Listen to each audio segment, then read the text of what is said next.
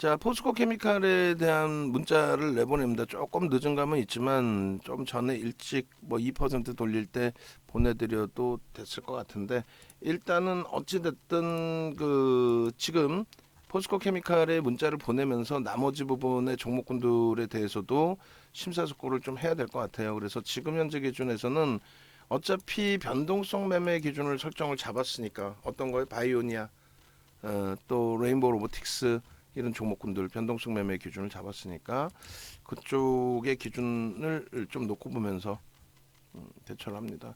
자, 일단은 포스코 케미칼을 25만 3천 원에 매수 사인을 발송을 했습니다. 그죠? 그리고 이제 지금 추세가 쭉 반전이 되고 있는데 24만 뭐 9천 원? 녹화할 때 이제 얼마큼 더 움직임이 나올지 모르겠습니다. 뭐 땅 파서 돈이 나오는 건 아니에요. 그렇기 때문에 굉장히 심사숙고해야 되는데, 마지막 이제 매수 사인이 25만 3천 원. 지금 뭐 일단은 그렇게 놓고, 그리고 27만 원까지 들어올렸던 종목을 이렇게 고점 대비해서 10% 이상 밀고 내려가는 흐름까지 연출을 시켰고, 오늘 만기일인데 변동성이 큰 종목군들을 우리가 갖고 있었다 보니까 만기일의 영향을 상당히 받는 것 같아요.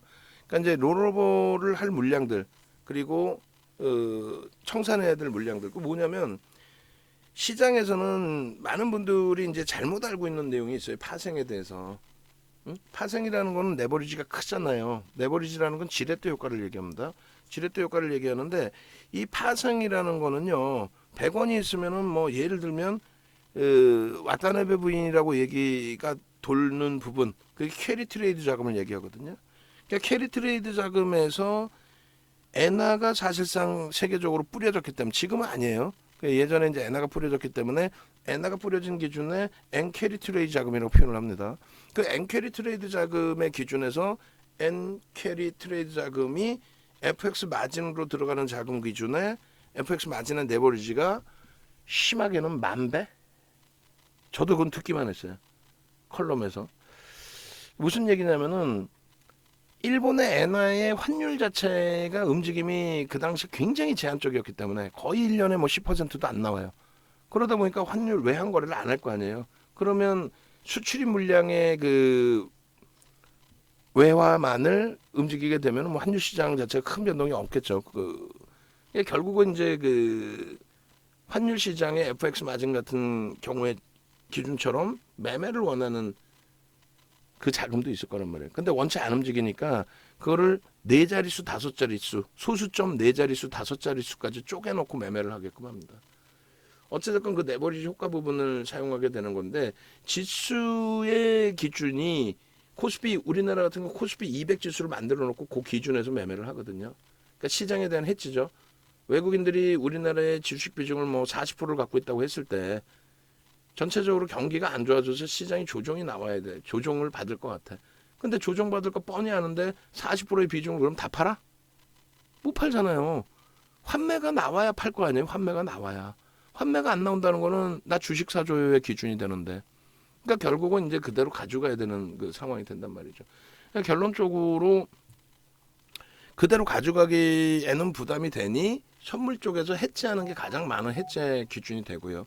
그거보다 더 많은 해지, 가장 많은이라고 표현해서 죄송한데, 가장 많은 해지는 여러분들이 ETF 상품이나 ELW 상품이나 이런 쪽에 상품 매매를 하잖아요. ELS 이런 상품이 있어요. 그 상품을 매매할 때 상품에 대한 해지, 파생 상품을 설계해 놓고 그것에 대해서 연동시켜 놓은 해지. 그러니까 우리 지금 보시면 종목별로 금융사 이렇게 나오죠. 예전에는 이게 그냥 알기 쉽게 금융투자라고 안 하고, 예전에 알기 쉽게 그냥 증권사 이렇게 표시해놨어. 증권사. 이게 대부분이 해지 물량이에요. 대부분이. 그리고 또 한 가지는, 이거는 진짜 어디서 듣도 보도 못하는 얘기예요. 이런 얘기를 할 수 있는 사람들 자체가 야간 방송 유료 전문가에는 없어요. 파생부서에 근무하는 분들 정도 수준에서 이야기를 할까?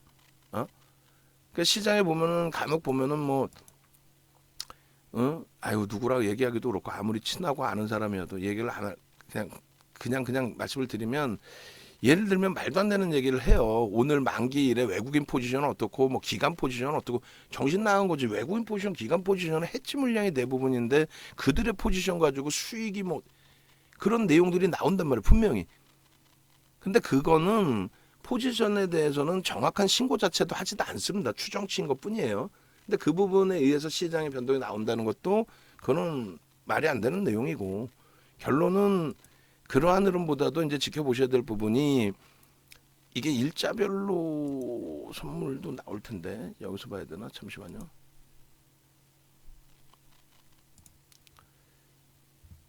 예, 뭘 보여드리려고 그러냐면은 선물 쪽을 선물 쪽 이걸 보여드리려고 그러는데 일자별 일별 자 보시면 선물의 기준에 있어서 개인들과 외국인하고 기관하고 봤을 때 기관의 영향력은 상당히 제한적이에요. 이게 또 순매수의 기준이고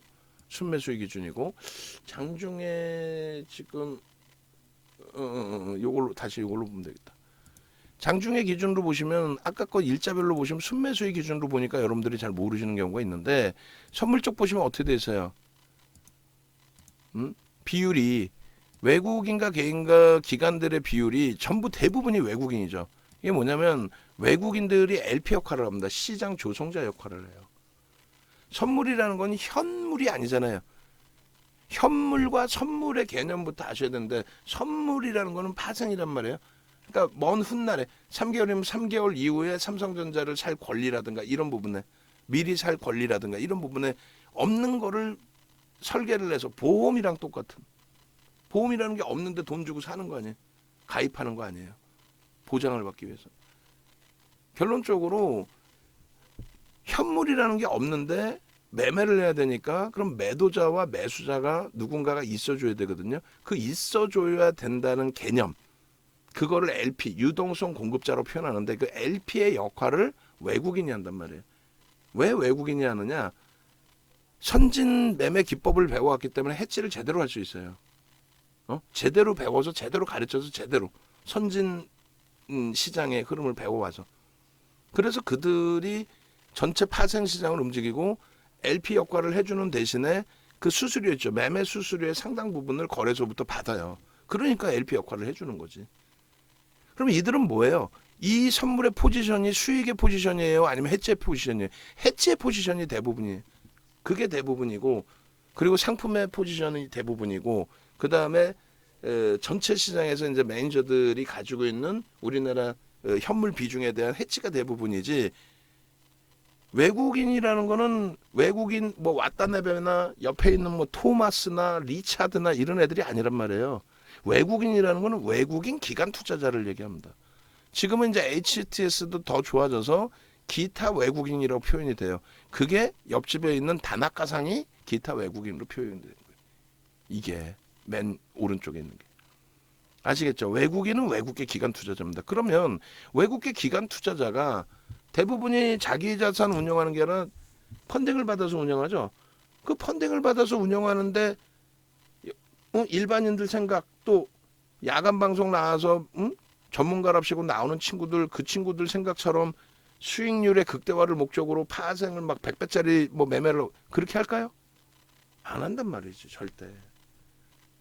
결론적으로 이제 이 포지션을 어떻게 잡고 있냐 이런 개념 기준은 해지성이란 말이에요. 그러니까 내 현물이 빠져 내려갈 것 같아.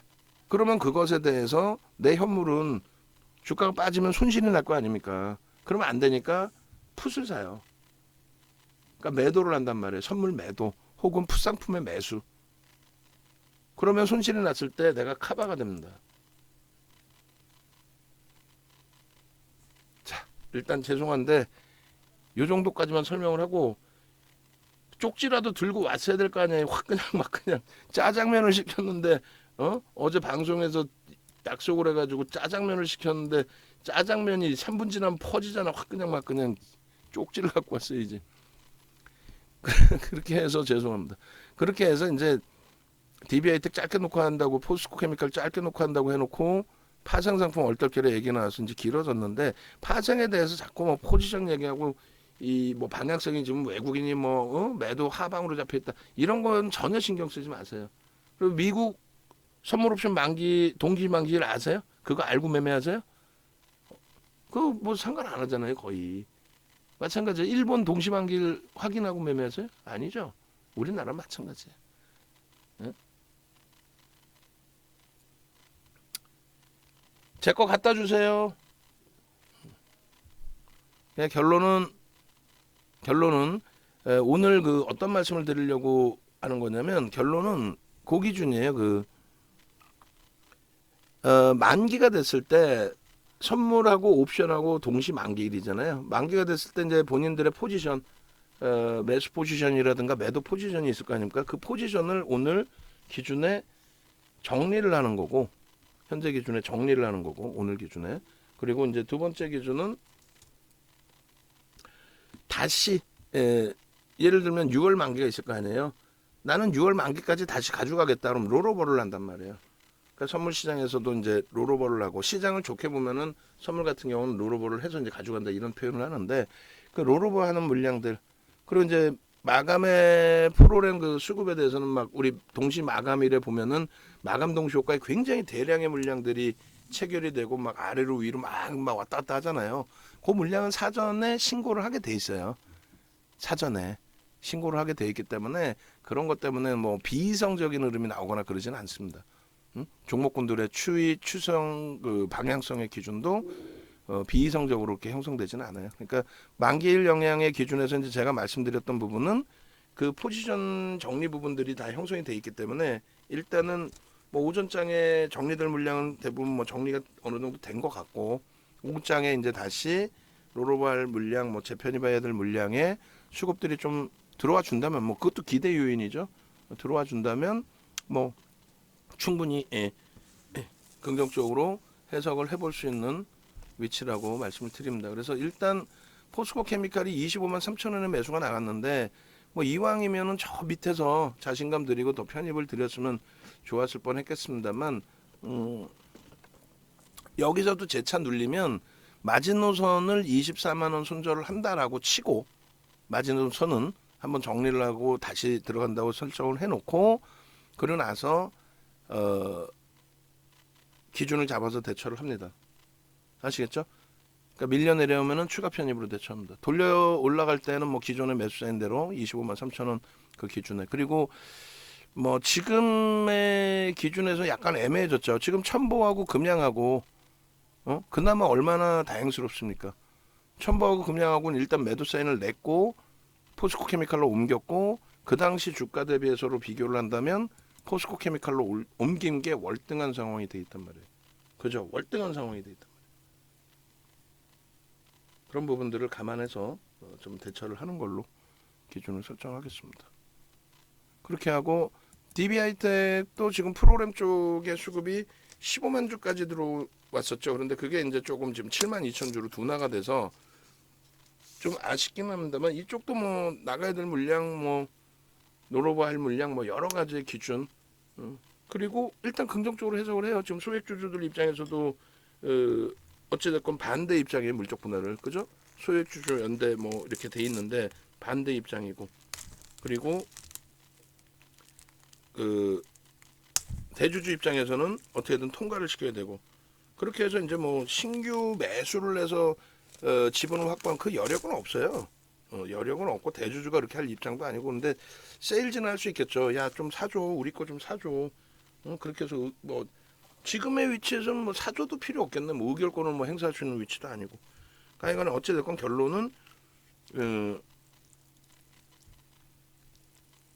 결론은 지금 DB하이텍도 이슈가 불거져 있고 다 좋은데 마지노선은 설정을 해야 돼요. 최악의 경우는 우리가 지금 오늘 들어간 게 49,250원까지 밀리긴 했지만 어제 전량 정리가 됐잖아요. 사실상은 53,400원, 53,600원, 52,400원인가요? 전량 정리됐고 오늘 매수한 평균 단가 따지면 뭐 지금 가격이면 그렇게까지 부담스럽지는 않을 것 같은데요. 그래서 손절 범위를 딱 설정해 놓고 대처하면 될 것 같아요. 그래서 추가 편입 밑에서 돌리고 나니까 또 그렇잖아요. 밑에서 잡았으면 더 좋을 뻔했는데라는. 근데 밑에서의 기준에 뭐 말 그대로 프로그램이 유지되고 있었다면 제일 좋은데 저는 그냥 무조건이에요. 야 단순하다 윤 정도는 아무것도 없는 것 같다. 차트도 무슨 뭐 그냥 이동 평균선도 안 보고 뭐 그냥 너무 깨끗하다. 그게 가장 좋아요 저는.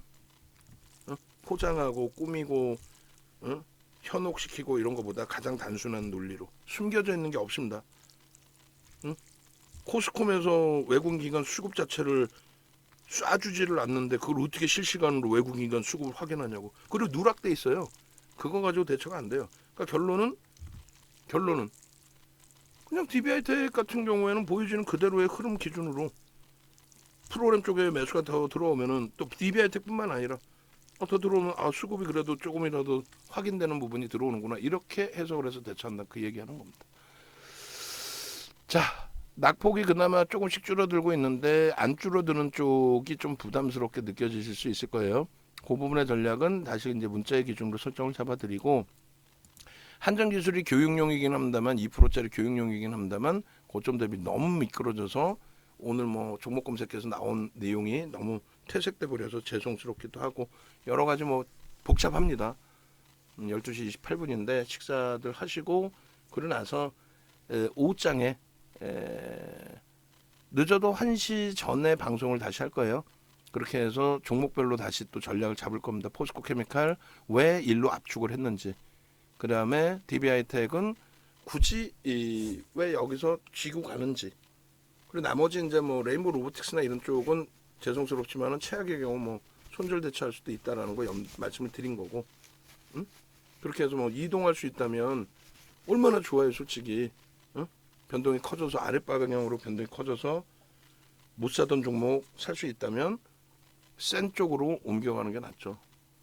그래서 여러 가지 기준을 잡아 드릴 테니까 잠깐 쉬셨다가 1시에 다시 뵙는 걸로 영상도 바로 올려놓도록 하겠습니다.